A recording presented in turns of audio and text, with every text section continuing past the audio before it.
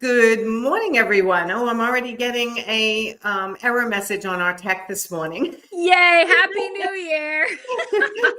I know, Happy New Year. Oh my God. So welcome back, Lesley. I've been off too. How was your vacation, your holiday season? It was wonderful. We went up north. We had, I live in Georgia, so it's hot. So we had snow and ice fishing, and it was a blast. But we're back home now and back to work, although kids are still home. I'm sure other working parents are feeling me on that one, where you're trying to get back to it and you've got kids in the other room talking Yes. loudly. I remember those days clear as day, and it's never fun to try to juggle being a mommy and being an entrepreneur and an interior designer and a wife or spouse, right? There's just so much to juggle all the time. Yeah. So I feel for you. Let me just look. I have one other error message I'm trying to figure out. That's all right. And in case anyone missed it, Nancy, you just had a big birthday. So happy birthday. Thank you. I know, 60. Nah. That's a big number. I thought I'd be more upset about it, but honestly, no different. Good. That's what I like to hear. And you had a birthday as well? I did. Not 60, 41. Close enough. It'll be there before I know it, I'm sure. Oh my God, you're so young. All right, so let's get to our question today. And I'm going to let everyone know that we field questions from you guys, our interior designer following, to help you run your businesses more effectively, more profitably, with more ease and enjoyment, right? So we have posted in the Interior Design Business Forum private Facebook group. We have a link pinned that you can submit questions that Lesley and I will try to answer here for you. Yeah. This one we did a little differently, and I'm going to be truly transparent with this one. We are opening up our new Profit Insider Academy group starting January 15th. We are in promo mode, and somebody submitted an application, and this person is literally a rock star. I mean, they really know what they're doing in so many respects, but just like all of us, me included, there are times that we have to look at our marketing and maybe change gears in order to attract our ideal client in a steady manner. And we see this success every day in our interior design groups, right? In our business coaching groups, that they have the success once they hit this certain stride, right? Yes. So we want to talk about Michael today and how to attract his ideal client. He needs more leads for 2025. So why don't you get us started, Lesley? Yeah. So what we did is, and thank you, Michael, for reaching out to us and talking with Nancy and letting us take a look at this, because it's so hard when it's your marketing to get that 1,000-foot view. That really is what a coach can help with, because we're so close to it. I'm the same with my own website and marketing, and you can often miss things that might seem obvious to others, might seem off-putting to others, that you don't even realize. So we took a look at Michael's social media, his website, and his blog to just give it a review and see what was going on. So we'll start with his social media and Instagram specifically, because I find that that's where most designers put most of their time and energy. Yeah. What we found is that his Instagram profile doesn't have a clear point of view. If you were just skimming it, not reading anything, you wouldn't know he was an interior designer. It wasn't clear. And we understand, there's part of this marketing that is about the person and the personality, but even then it wasn't coming through.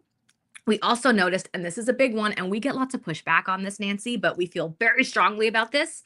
Your profile picture should be your face on Instagram, and his was a logo, which that immediately kind of puts a wall between you and a potential client. It disconnects you. People are buying you. Yeah, they're buying your firm, they're buying your services, but they're hiring you. So I think those are two fairly simple changes that he can be making, is to put a great headshot as his profile photo and have it consistent across all social channels, and really get clear on what's going on my Instagram feed. Is it projects? Is it inspiration? Is it how-to video? Whatever it is, there needs to be more consistency and clarity, and people need to look at that right away and understand, oh, I get this guy. I know what he does.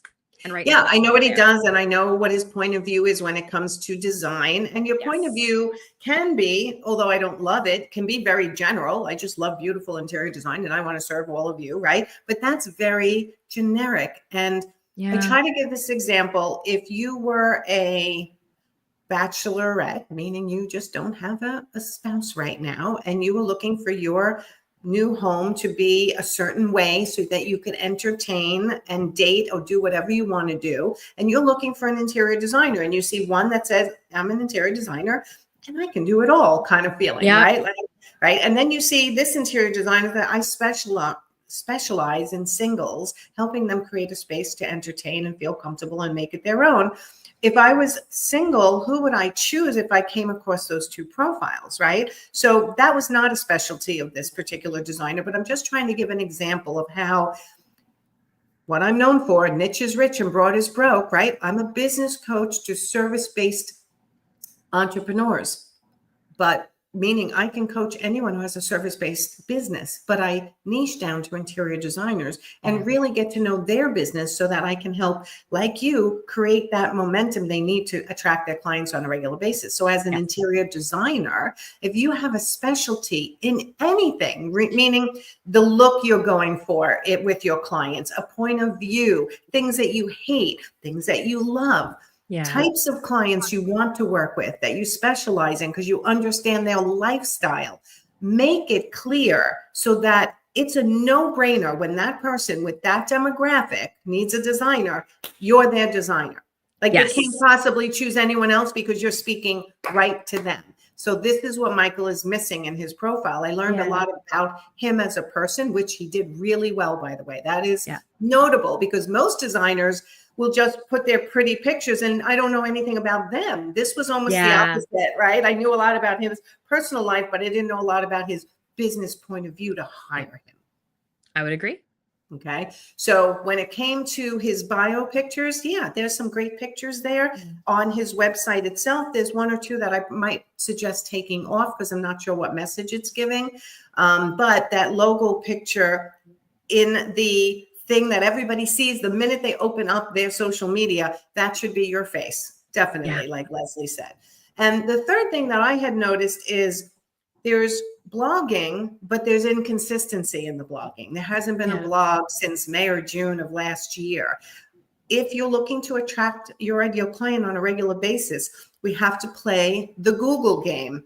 And part of the Google game is giving your website new content or changes on a regular basis. And that's what a blog does. It does so many things for your search engine optimization, for you to be found, for your voice to be heard, for your point of view to get out there. Blogs can do so much for you. How are you doing with your blogs, Lesley? I do one blog a month. So it's 12 a year max. Sometimes I skip December depending on the year, but the consistency matters. And I wanted to point that out because you mentioned that Google is not going to be crawling new pages if he hasn't posted in 6 months, a year and a half. But also think about a potential client coming to that website, poking around, reading the bio, going to the blog, and there's nothing for a year and a half. They're not even sure you're still in business. And it's a subtle signal that you're not reliable, that you're inconsistent, and it really does erode trust. And it seems like such a dumb thing. Like, well, it's just my blog. Yeah, but this is what the perception is of potential clients. Oh, they have a blog and then they updated like every week for years and then just stopped. Are they still in business? What happened to them? It doesn't build confidence. So 2 tips. Number 1, just take the dates off all your posts if that's what it's going to be and leave them as just general. That's what I do. Even though I still post consistently, I don't put dates on there for that very reason. And get a consistent posting schedule, even if it's once a quarter. You are like, you're not a blogger. You're not trying to be an influencer, a content creator. This is just to be able to share your point of view, your expertise, to give people a different look at you and your work and your interests, your ideas, your abilities. But the consistency speaks volumes about you as a business owner.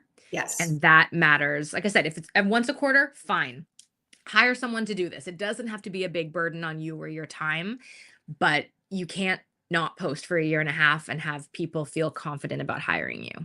Yeah, I mean, it definitely speaks to possibly subconsciously your efficiency as a Yes. business owner, right? If you're not posting consistently, and this is changing subjects, this was not Michael, but if you're not posting consistently on your Instagram or any of your social media, yet it's out there, people are going to be like, what's going on?